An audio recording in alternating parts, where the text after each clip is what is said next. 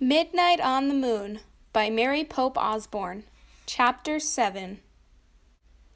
Chapter 7. The Moon Man. Jack's heart nearly stopped. He could hear Annie talking. "Hi," she said. "We come in peace." There was silence. Then Jack heard Annie say, "Thank you. I have to help my brother up now." A moment later, Annie rolled Jack onto his back. She grabbed his hand and pulled him up. "Thanks," said Jack, once he was standing. The Moon Man was a few feet away. His face was hidden by a metal visor. He looked like a spaceman, a huge spaceman with a giant tank on his back. It was as big as a refrigerator. "That's a jetpack," said Jack. "I've seen pictures of future astronauts flying with those things. It's like a mini spaceship, right?" The Moon Man didn't answer. "I don't think he can hear us," said Annie.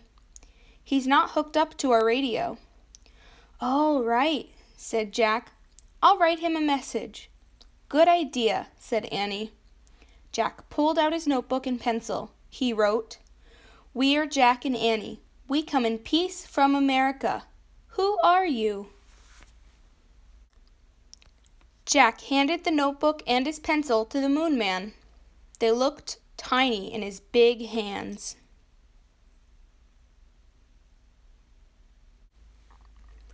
The Moon Man looked down at the message.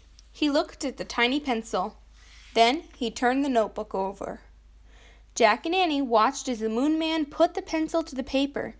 He was writing something very carefully. Finally, he gave the notebook back to Jack. Jack and Annie stared at the marks. "Stars," said Annie. "He drew stars."